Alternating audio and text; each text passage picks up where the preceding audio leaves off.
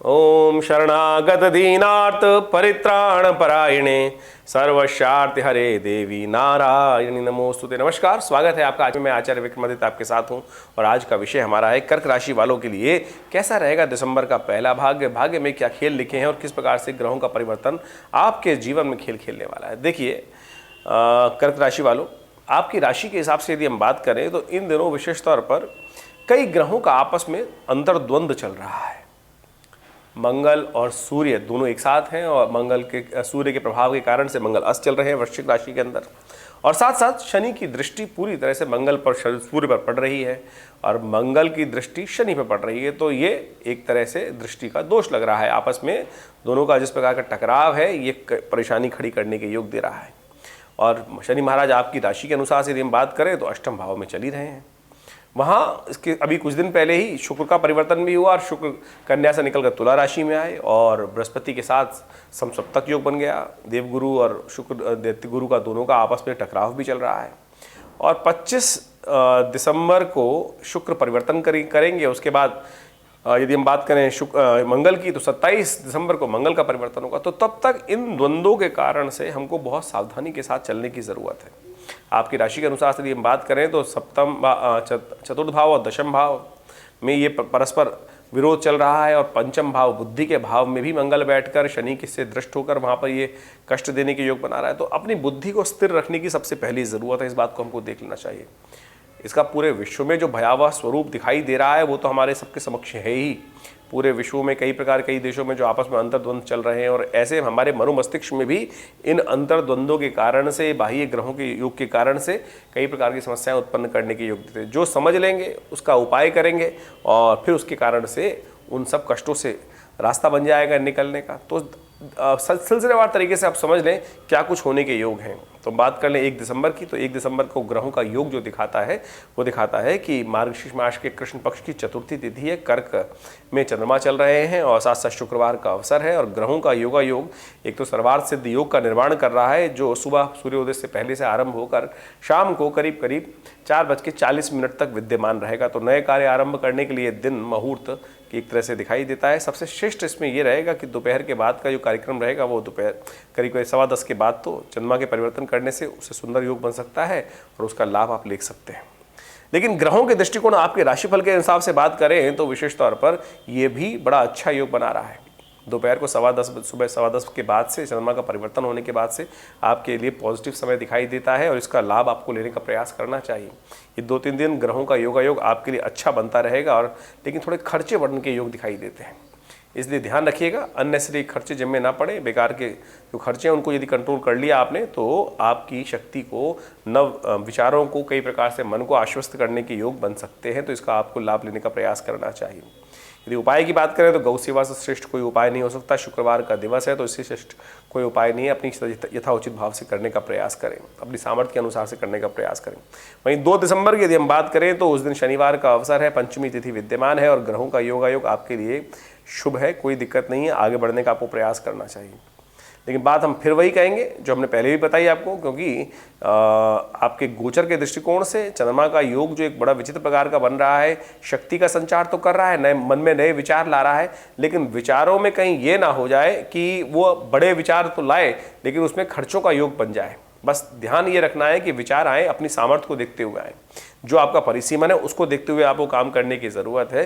क्योंकि मन की दौड़, विचारों का दौड़ तो कहीं बियॉन्ड पहुंच सकता है व्यक्ति को, लेकिन उसमें अपनी देशकाल परिस्थिति, समस्याएं और साथ साथ आपके सोर्सेज को देखकर आपको उस पर कार्य करने की ज़रूरत है। ये विचार आपको विशेष तौर पर रखने का प्रयास करना चाहिए। शनिवार का अवसर है, पंचमी तिथि है, तो ऐसे में जो मंगल का और शनि का जो दोष चल रहा है उसको ठीक करने के लिए एक उपाय अवश्य करें। हनुमान जी का पाठ, हनुमान जी का जप जितना कर सकते हैं वो सब आपके लिए बढ़िया रहेगा। इसी से दोनों ग्रह आपके ठीक होने के योग बन जाएंगे और समस्त प्रकार से ईश्वर का आशीर्वाद भी प्राप्त होने के योग बनेंगे। ये उपाय इसलिए बताया हमने क्योंकि शनि से ही इस वक्त बृहस्पति दृष्ट हैं, शनि से ही मंगल दृष्ट हैं, शनि से ही जो दृष्ट हैं वो सूर्य भी हैं। और इम्पॉर्टेंट भाव शनि चल रहे हैं अष्टम भाव में, देख रहे हैं दशम को, देख रहे हैं द्वितीय भाव को, धन वाले भाव को, सम्मान वाले भाव को, देख रहे हैं बुद्धि को भी। तो ऐसे में शनि का उपचार करने की ज़रूरत है और यदि आप हनुमान जी का पाठ करेंगे तो शनि का उपचार अपने आप होगा, इससे बढ़िया कुछ हो नहीं सकता। तो इसको ध्यान रखते हुए करेंगे तो सबसे कल्याण के योग बनेंगे। 3 दिसंबर की यदि हम बात करें तो रविवार का अवसर, षष्ठी तिथि, और इस दिन ग्रहों का परिवर्तन का योग भी बन रहा है। ये परिवर्तन आपके लिए अच्छा दिखाई देता है। रवि योग भी साथ साथ विद्यमान है। रविवार के दिन सुबह सूर्योदय के साथ साथ से लेकर करीब करीब 1:02 तक ये योग रहेगा। तो इसका लाभ लें। नया कुछ कार्य विचार आ रहे हो तो उस पर कार्य करने के लिए योग अच्छा बनेगा। आगे बढ़ने के योग अच्छे बनते दिखाई दे रहे हैं। भगवान सूर्य का ध्यान करते हुए दिन का आरंभ करें, उनको अर्घ्य देते हुए दिन का आरंभ करें, कल्याण के योग बनेंगे, बड़ा सुंदर रहेगा। 4 दिसंबर की ग्रह गणना विशेष तौर पर आपके लिए दे रही है इशारा। धनागमन के योग बना रही है। ईश्वर के आशीर्वाद से, शुभ कार्य करने से, कुछ नए प्रोजेक्ट्स में दिमाग लगाने से, ट्रेडिंग कार्य में बढ़ाने से कुछ ना कुछ रास्ता बनता दिखाई दे रहा है। बस ध्यान रखना है कि भद्रा का योग चल रहा है, जो शाम से आरंभ हुआ था और करीब करीब कल शाम को 7 बजे के बाद से आरंभ होकर आज सुबह 8:43 तक रहेगा। तो सुबह 8:43 तक इस बात का ध्यान रखें कि नए कार्यों में ध्यान न दें, नए कार्यों से बचने का प्रयास करें, नए प्रोजेक्ट्स को हाथ में लेने से बचने का प्रयास करें। 9 बजे के बाद समय अच्छा है, अनुकूल है। आगे बढ़ेंगे तो सुंदर तरीके से काम करने के योग भी बन सकते हैं, विजय के योग भी बनते दिखाई देंगे।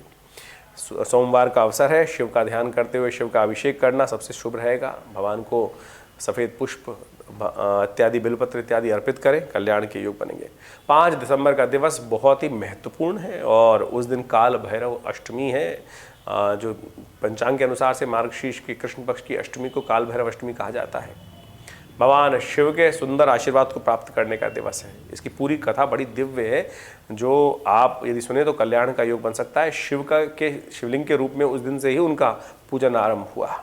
इस दिन विशेष तौर पर जो उपाय करने चाहिए वो भी आपको समझ लें, बड़े कल्याणकारी योग हैं और ये इस उपाय को कर आप सुंदर तरीके से लाभ के योग बना सकते हैं। हमने विवेकानंद योगाश्रम में बड़ा सुंदर कार्यक्रम रखा है, जैसा हमने आपको बताया। तो उस दिन विशेष तौर पर सुंदर यज्ञ भी रहेगा और साथ साथ सुंदरकांड का पाठ भी रहेगा। आप भी सुंदर तरीके से इसमें सम्मिलित हो सकते हैं और इस यज्ञ में भाग लेकर सुंदर तरीके से, क्योंकि काल भैरव अष्टमी जो होती है वो शिव के विशेष तौर पर अति प्रिय मानी जाती है। कई शास्त्रों में इसके बारे में जो अद्भुत कथा वर्णन है, उसी के महत्व को देखते हुए हमने विवेकानंद योगाश्रम में बड़ा विशाल कार्यक्रम का आयोजन किया है।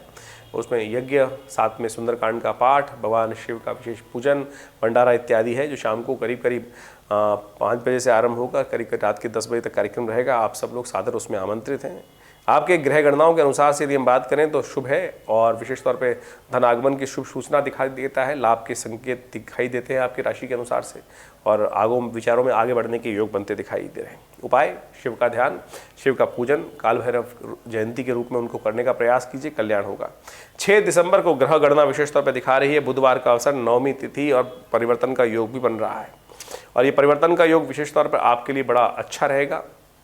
आपके लिए कई महत्वपूर्ण कार्यों में कई लोगों से नए संपर्क साधने के योग बन सकते हैं, लेकिन थोड़ा स्वार्थी रहकर काम करना बहुत ज़रूरी है, इस बात का ध्यान रखिएगा। कई लोगों के फालतू के काम आपके जिम्मे पड़ सकते हैं, जिनको आप ना चाहते हुए भी अपनी डिसेंसी के कारण से हाँ करेंगे और बाद में फिर परेशान भी होंगे और दिन पछताने के साथ निकल सकता है। इस बात ध्यान रखें, स्वार्थी बनकर काम करना ही आपके लिए अच्छा है। आज जो कोई फालतू के काम आए उनको नमस्ते करें, मना करें और अपने काम में लगे। अपने समय को अपने लिए यूटिलाइज़ करना आपके लिए बहुत ज़रूरी है, क्योंकि ग्रह आपके लिए अच्छा है, दुनिया वाले उसका लाभ उठा के चलते हैं तो अच्छा नहीं लगेगा ना। तो इस बात का ध्यान रखते हुए कार्य करें। बुधवार का अवसर है, सबसे श्रेष्ठ ये रहेगा भगवान गणेश का स्तवन करें, उन्हें पीले पुष्प से उनका पूजन करें और आगे के ग्रहों को देखते हुए कार्य करने का प्रयास करें। 7 दिसंबर को बृहस्पतिवार का अवसर, 10वीं तिथि, और ग्रह आपके बड़े अनुकूल हैं, कोई दिक्कत नहीं है। आपकी राशि के अनुसार से आपको थोड़ी मेहनत ज़्यादा करनी पड़ेगी। देखिए, शनि महाराज इन दिनों आपकी राशि के अनुसार से यदि हम बात करें तो 10वें भाव पर पूर्ण दृष्टि डाल रहे हैं। बृहस्पति वहाँ कार्य योग बनाने के अच्छे योग दे रहे हैं, लेकिन शनि रिजल्ट आने में थोड़ा दिक्कत लगातार उपस्थित करने का प्रयास कर रहे हैं। तो रिजल्ट आने के लिए एक बात ध्यान रखनी है कि उस जितनी काम कर रहे हैं उससे थोड़े काम की ज़्यादा आवश्यकता है। आमतौर पर जब हम कार्य करने जाते हैं तो हम एक एक्सपेक्टेशन करते हैं कि इतना काम हमको करना है, लेकिन आपके शनि महाराज ने सफलता वाले भाव में लाकर उस एक्सपेक्टेशन को थोड़ा बढ़ा दिया है। उसको अंदाज़ा लगाने से, जितना आपने अंदाज़ा लगाया है उससे ज़्यादा उस कार्य में मेहनत की ज़रूरत है, तो उसके अनुसार से थोड़ा मेहनत आपको बढ़ाना पड़ेगा, तो आपके लिए अच्छा रहेगा। बृहस्पतिवार का दिवस है, हल्दी का टीका लगाकर अपने दिन की शुरुआत करना आपके लिए शुभ रहेगा।